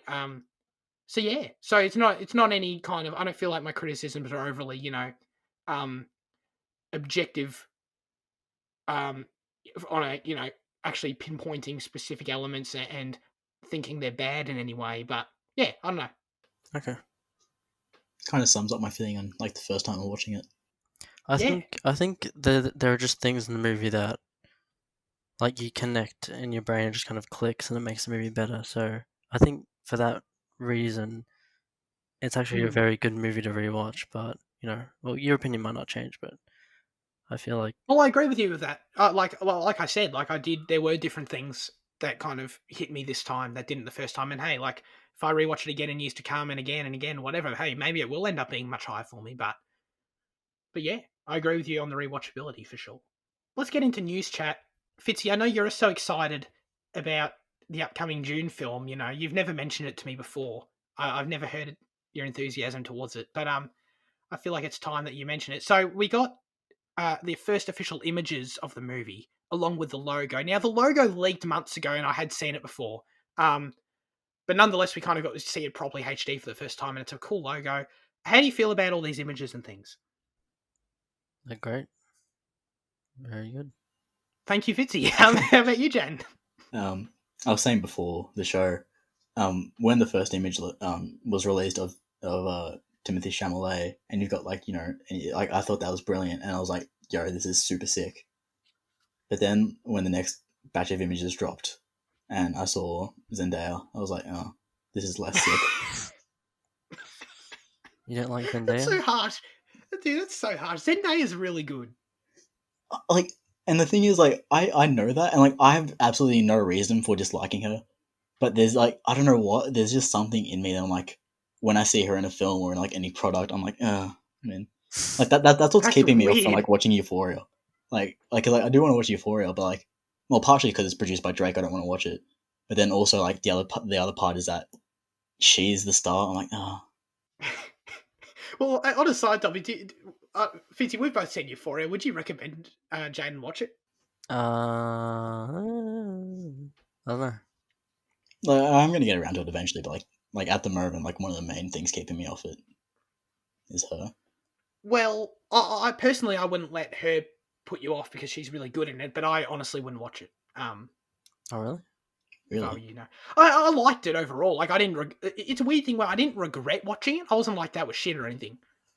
Like I enjoyed it, but I don't know with the knowledge of how it ends. I don't know if I could ever recommend someone else watch it. You know what I mean?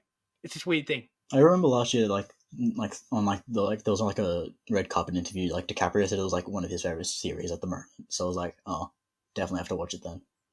But I've just been putting it off for so I long. uh I really loved it, but it's definitely not for everyone. I like the last scene, Zach. I mean, it's a little weird, but like considering they don't do that for the rest, but I don't know. I like that. I feel like we got to talk spoilers about that another time. But yeah, I don't know. I definitely didn't like the last scene. Regardless, anyway, sorry, June. Yeah, right.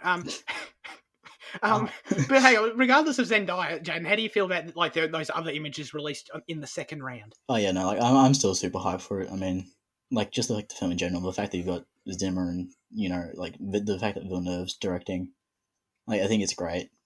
Um, the images Yeah, don't. Bardem. Sorry. Oh yeah, he's in it too. Momoa was also in it, which I'm not hugely keen on. Like I liked him in like Game of Thrones, but like after that, he kind of became kind of boring to me. But I'm keen for it. like if for no reason other than the fact that it's Denis' next film. There's not a single member of the cast personally that I'm skeptical about. Like, I fully trust them. I fully trust Denis and the casting director, all those people that make those decisions. Like, if they're confident in Jason Momoa for the role, I believe them. Like, I've got no reason to doubt them. So, hey, Yeah. I'm fine with that. And for me, the first image didn't do much for me. I thought, oh, it was fine. Like, I cool. thought the Timothy first image Chalamet's was there and he's sick. standing on a beach. Chalamet. Sorry, what did you say? It's Chalamet. Charlemagne. Chalamet. You said Chalamet. Ah, shit! I got the M and the L mixed up, did I? Rip. Oh, I didn't Yeah. know that. Okay. God, I'm gonna. Oh, god damn it! I thought I got used to the other way, and now I'm gonna have to change my bloody. Anyway, whatever. Regardless, first image I thought, oh yeah, that's cool, whatever. And then, but it was actually the following images that I was like, oh no, this looks sick. Like the costume designs I found for Oscar Isaac and Josh Brolin. Those whatever uniforms they're wearing, they're badass. And seeing like the larger cast photo and seeing kind of the different emblems and shit in the background, I'm like, this is giving me some like huge world building vibes, and I'm all about that. What I was going to say was that Villeneuve said that he wants Dune to be the Star Wars film he never saw, or that we never got. So I thought that was interesting about it. He said something like it's gonna be like an adult Star Wars or something, but it's gonna be in two parts, by the way, 2 movies. So it'll just be the first part this year or whenever it gets released. Interesting. So then, okay. So then, I wonder what they do with naming convention. Oh, sorry. Do they shoot them all at the same time? Because God knows they've been shooting for ages. Yeah, I don't think they've finished the second one yet, but maybe. Gotcha. Maybe, I don't know. I only say that because I felt like they were shooting for ages, and it would make sense if they were shooting 2 of them back to back, like they did Lord of the Rings. Yeah, I guess. Or like how they're doing with Avatar, 4 films back to back. Oh, that's nuts, dude. Oh my god. I can't believe they're doing that, honestly. Dude, hey, I mean, good for Sam Worthington. They're giving him, I know. It's keeping his career alive pretty much. Exactly. Yeah. Hey, good for him, he gets paychecks for like these billion-dollar movies and he gets to do them all at once and then gets to, do nothing for years. Good for him. Okay, cool. We covered Dune. Moving on. Sam Raimi is directing now officially after the original director left, the man who directed the first Doctor Strange. But now Sam Raimi, of all people, is directing Doctor Strange in the Multiverse of Madness. Jaden, how bad is this movie now going to be? Like I said in previous weeks, I think not really. Like I didn't really go into it too much detail, but like I appreciate Sam Raimi for The Evil Dead, but like I think his Spider-Man films are kind of poor. So like now that he's taking on Doctor Strange, I'm not really too sure how to feel about it. I think it's going to go one of 2 ways. It's either going to go, the Spider-Man way where it kind of dips into that cringiness and cheesiness, or it's going to go into like the Evil Dead way where it's just kind of all comes together really well. So yeah, I'm not really too sure how to feel about Raimi at the moment, but I guess we'll see. This might sound really cynical, but I mean, the fact that it's a Marvel movie there's less artistic vision or just generally, so I feel like it's not going to make a really big impact because a very studio-based Marvel films are very like studio-based. They have a lot of control there, but yeah, I don't know. Yeah, like that's why like Edgar Wright was originally signed up to do the first Ant-Man film, but like he left due to creative differences with like the studio, and I think that's like the story that you'll get with a lot of Marvel or like big production films nowadays. It's either concede to what we want or leave. Yeah. And that's the reason, why I don't think the Sam Raimi news is that big of a deal, because that Kevin Feige and his producers and all that, they're going to be, they're going to control the direction of the movie anyway, really. And, really, I don't want to discredit anyone who directs a Marvel movie, because obviously you have to be supremely talented to get into that position. But at the same time, like, there's only, like you mentioned, there's only so much you can really do. And I feel like to a certain extent, I feel like you could have 10 different people direct the movie, and how much different does it really turn out, So I think like that's what I liked about the first Doctor Strange film, because it lent into like a Inception like element with the visuals and like that mirror realms and stuff. So like that's why I was that's why I was keen for this second one, and also they described it as a horror at some stages. So like that's why I was like, maybe this might be decent, but like like you said, when you've got this company controlling the production, how different can it be? To me, the first Guardians feels like one of the most distinct out of the Marvel movies. What about you guys? Like, it feels like that was James Gunn's kind of vision there that he followed through. Thor Ragnarok feels the most distinct for me personally, absolutely, like without a doubt. Yeah, just that whole level of like that whole level of humor that Taika brings is just you couldn't get that with not. I don't think a single other person alive could have done that. You know. I wonder what made them be so liberal with Thor 3. Maybe it's because the first two films kind of were lackluster that they thought, let's just hammer out whatever we can and let's give more control over to the director for this one. Well, even though like I kind of jumped to the same conclusions in terms of creative control in the studios that you guys do, I agree with everything you're saying factually. I kind of come away from it with a less cynical perspective where like I actually like that Marvel's that controlling. You know, it leads to collectively a story and a world that they're building. You know, you can criticize them for doing that many movies or whatever. I personally think there's way too many, but regardless of that, you can't criticize how cohesive their story is and how they were able to craft this story that lasts this long, that is this tight and this focused. And I think that's a credit to their structure and the way they make movies. And I don't want that. I don't want that kind of level of control for a solo movie that's not connected to any other universe. I don't want to see DC do some shit where they make a one-off superhero movie and it's that focused on.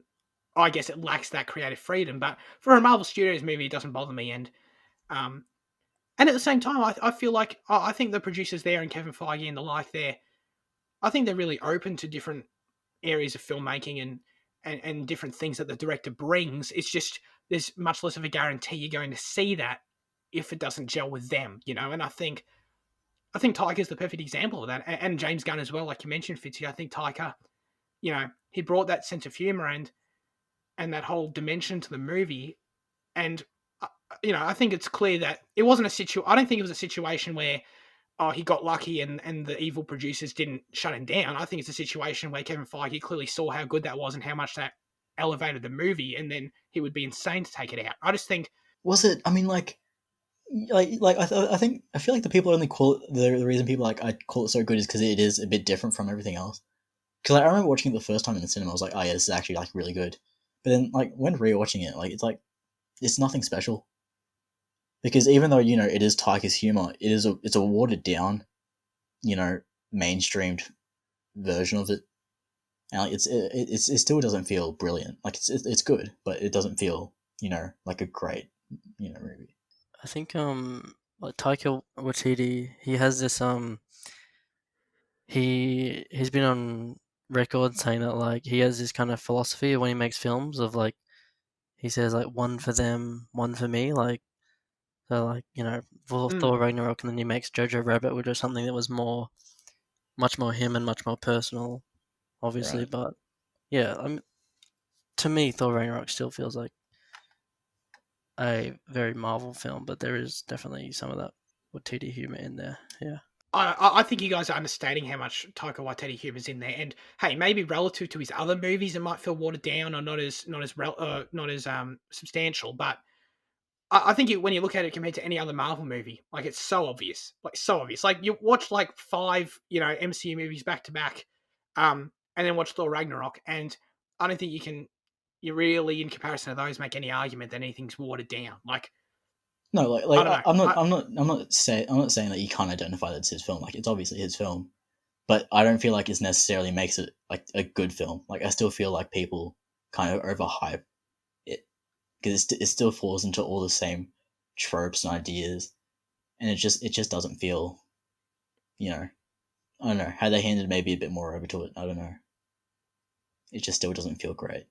Yeah, I don't know. I disagree with you. I think it's phenomenal. But anyway, regardless, I mean, don't get me wrong. I get what you're saying totally. Like it's not it's not bloody turning the genre on its head. It's still very much quite conventional in its structure and its plot. But I don't know. I feel like it's the other things that really count in that movie. But regardless, Jane, there was a trailer this week for a new film with Tom Hardy, and it's the director of Fantastic Four. Is that right? What's his name? I actually don't know the director. No worries. Yeah. I don't remember. Hang on. Oh, I'll bring it up in a Josh, second. someone. It is Josh Trank. There you go. Got it. I knew it was a Josh. and it's called Capone. You watched the trailer. Do you want to enlighten us about this trailer? What the hell's going on with this movie? This movie first came onto like my radar like I don't know 2 years ago, I think, when it was like under the name of Fonzie, because that was Capone's, nickname. And hearing that Tom Hardy was connected back then, like I thought that was weird because like I think Tom Hardy's a brilliant actor. Like he's one of my favorites working today, and like I know he's versatile, but like to pull off Capone feels odd for him because I mean it's a story that's been done quite a few times. But like watching the trailer for it, it just feels so right to see him, in place of such a notorious figure, because like Hardy's done similar roles before in like Bronson and stuff like that, and like for Legend. So like I think that casting of like Tom Hardy now makes more sense, and I think the trailer is really really good. I think it's coming out. I think it's coming out like May something, just straight to on demand. I think. Oh yeah, I don't know. Anyway, yeah, it's kind of a shame, but regardless, well, cool. I guess we'll keep an eye out for that in the I next think month. you identified Trank for directing Fantastic Four, but like he also directed Chronicle, which I know you like. Yeah. I think it's a big shift in his career from going like two superhero films into a gangster story, but we'll I guess we'll see the effectiveness. Absolutely.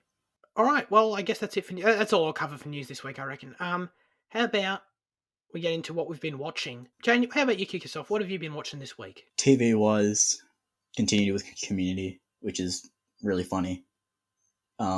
Story wise, I mean, it kind of repeats ideas from like previous episodes quite often, but like it's so funny that it doesn't really matter. I finished Star Wars Rebels at last, which Oh yeah, you did. was really great.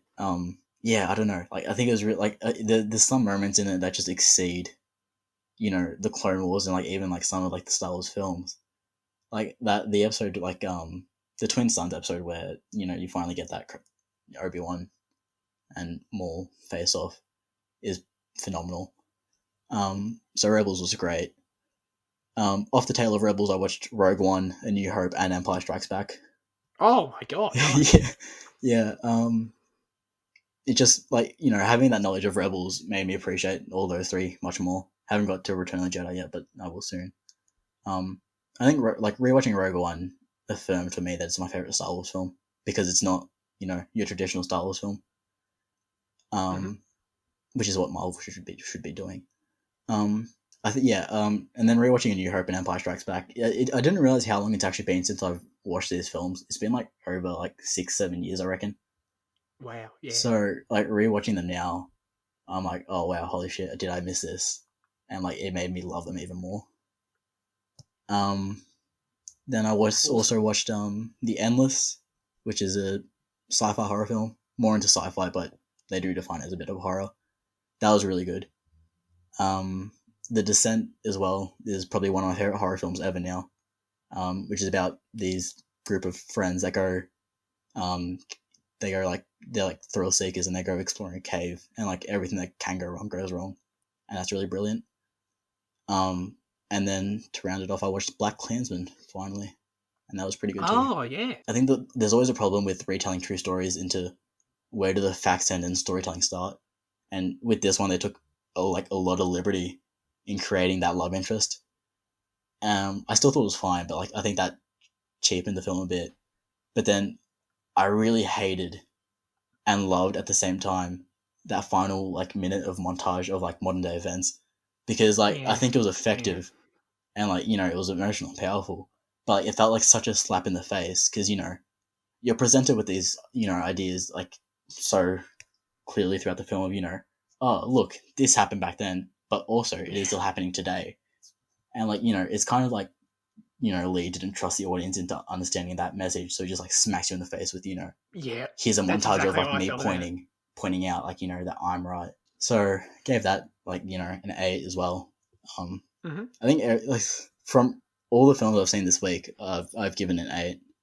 So I mean, Got some great movies this week. Yeah, good week. Yeah, I agree with you completely on the Black Klansman ending. It's just I agree with you. Like the montage itself is actually well edited and well done. It's just Mm, so out of place and it does not belong in that movie. Yeah. And I think they absolutely 100% with you. They should have let the movie speak for itself. But anyway, what about you, Fitzy? What did you watch? I saw Shaun of the Dead, directed by Edgar Wright. Because I watched Hot Fuzz a couple of weeks ago, and now I've seen Shaun of the Dead. So I don't know. I'm kind of inadvertently, like accidentally going through his like filmography. I'll probably watch Baby Driver this week. Oh yeah, nice. But yeah, that was good. Um, I watched Ensemble by Denis Villeneuve, of course. Yeah, I think that I don't know. I feel like that might be his best film, but Yeah. yeah, that was amazing. And then I saw No Country, of course. Really? Yeah, That's crazy. I did. Well, what made you rewatch that? Like, honestly. Yeah. I don't know. It's a pretty shit movie, but and then I saw Casino by what's his name, Martin Scorsese, Didn't you watch Taxi Driver as well? and I watched Taxi Driver. So I don't know.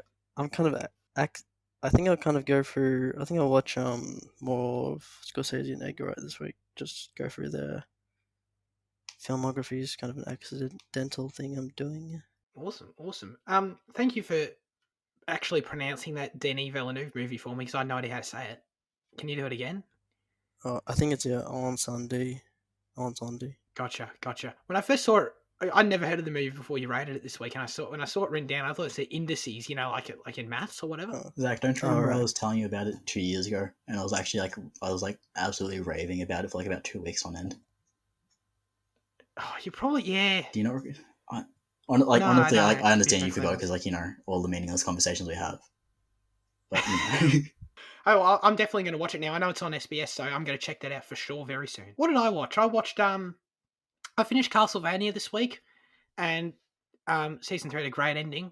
I'm really into that, so that's cool. Hopefully, it doesn't take them another year and a half to make a season. Unfortunately, I think it might, especially these days. Regardless, what else? Better Call Saul this week it was so good. It was one of its best episodes and probably one of the best episodes of it in Breaking Bad combined. Just really? unreal stuff. But also, Jane mentioned Clone Wars and Rebels. I catching up with Clone Wars, and the episode last night was just unbelievable. And I'm beyond excited that it's so clear that they're just going ham. They're going all in on just giving us exactly what we want. And it is so goddamn satisfying to watch. And just all the references and all the little moments, it's all so well thought out. And I'm looking forward to the upcoming parts of what feels like very much like a movie to end the show. So that's very cool. So with Taxi Driver, I actually saw that. I don't know. I feel like I saw it when I was a lot younger, like maybe in 8th grade or something like that. And Oh, it's yeah. it's funny, like watching it now. It's definitely not something I should have watched back then because it's just so the stuff in it is definitely not for that age. Not for little toddies. Yeah, I think I like Casino a bit more than Goodfellas. But yeah, you guys should check out Goodfellas. It's great. I only watched one other movie I think worth noting this week. I watched Snowpiercer, and I hadn't seen it before. And as I started it, and as I was kind of going through it, like I was like, dude, this movie's not good. I was just it was boring. It was uninteresting in every way possible. And the bloody, the social commentary had me like, oh, like just really. But I was shocked how much the ending turned me around, and not just the ending, but everything leading up to the ending. I was like, yo, this shit's great. And it's a shame that first half is there, but I loved the ending of the movie, and Henry wrote into us, and we'll get into it in a little bit later about Parasite, and I think this movie is definitely better than Parasite. But yeah, no, I really liked it. You guys have seen it, right? no. I've seen it. Oh, you haven't? You also saw what's her face? The Platform, though, didn't you? Oh, I did too. Holy shit! I actually genuinely forgot that one. Oh my god, I saw The Platform. Yeah, I did. I'm surprised how much you didn't like it. Oh, because you guys saw that in previous weeks, didn't you? Mm. Yeah, I don't know. I thought it was average. I thought it was kind of there was. I didn't think it was well directed at all, and there are just like I don't know. Like it's fine. It's just like light entertainment. Is this kind of bizarre premise to just put on, and it is what it is. But I don't know. It's just it's totally fine. Average. Did nothing really for me. And the ending is exceptionally mediocre. That's I'll just say because you're that. a capitalist pig and you didn't like the messages. I actually didn't mind. I don't like hate the message of the Yeah, movie. yeah, Honestly, I it's know. just Yeah. like I just think it's poorly executed. But anyway, I would have thanks for exposing me.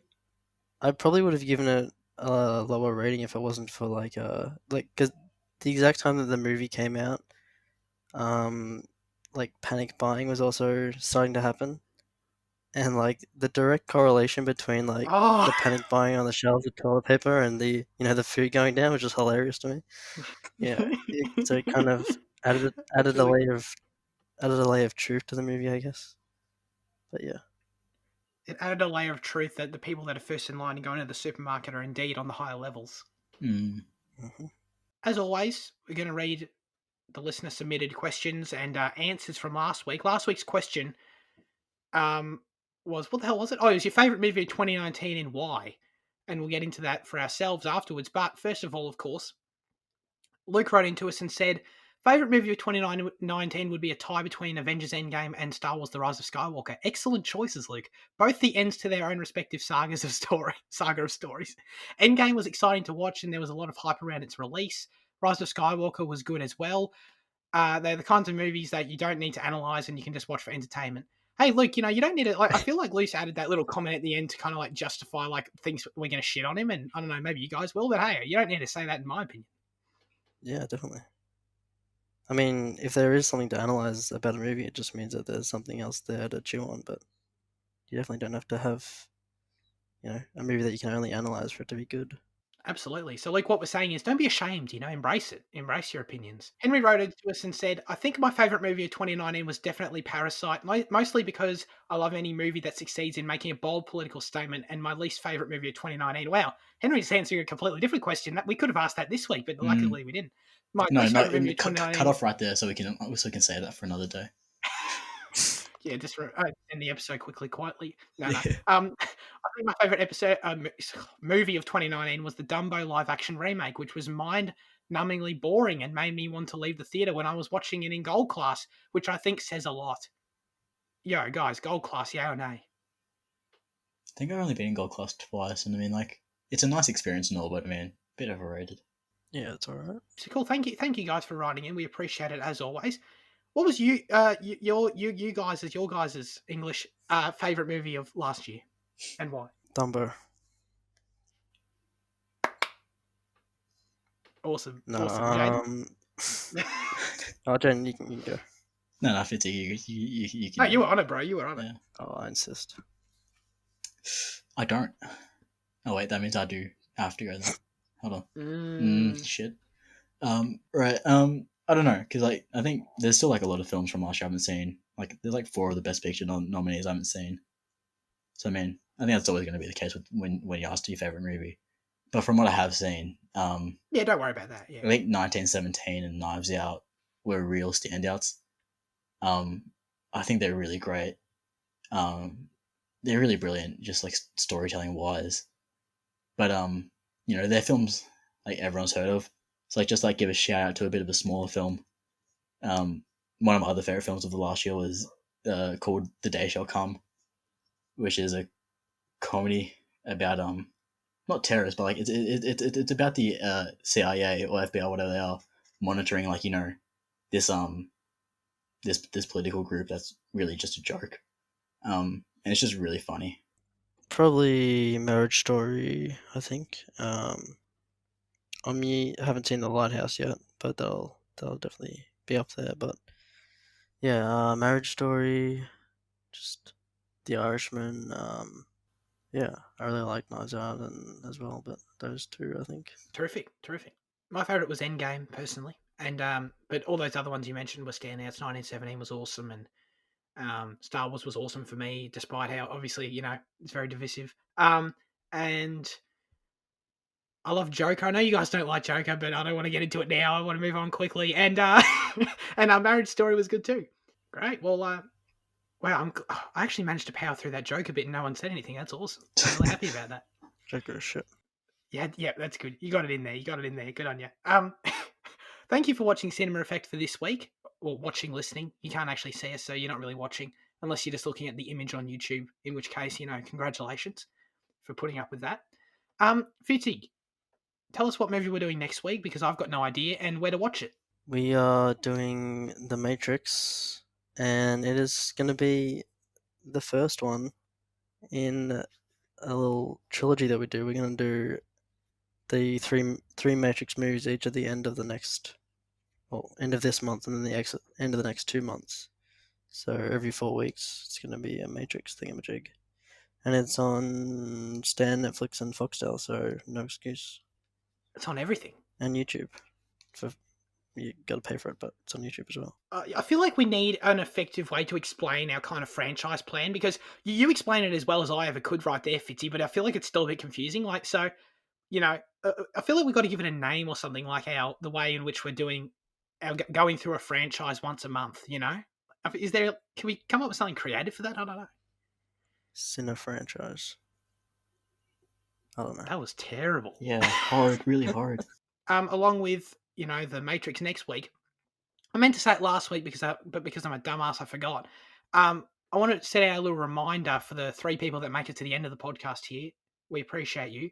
But also the fact that we're planning on doing Westworld Season 3 and covering the entire season in one episode in the next, I don't know when it'd be our 9th episode. So I guess in 3 weeks' time. Yes, from this. So that's what we're going to be doing. So we're just letting you know, if you like to catch up and watch the movie with us, or whatever, it's going to be Westworld Season 3. So just giving you the time, and I'll remind you every week leading up to it. So just giving you the time to watch it if you want to. Of course, you don't have to, but just wanted to make sure you've got fair warning, so you're not blindsided by us doing a whole season of television. Jade and Liam, thank you very much for joining me on Cinema Effect as always. I appreciate your time. Cheers. It's alright. Vinny, you have to finish off by saying this is the Schofield kids signing off. Oh, yeah. jeez. It's not a real episode if you don't do that. Oh, this is I'll do it for you once, Jane. This is the Schofield kids signing off. Have a great rest of your week, and goodbye.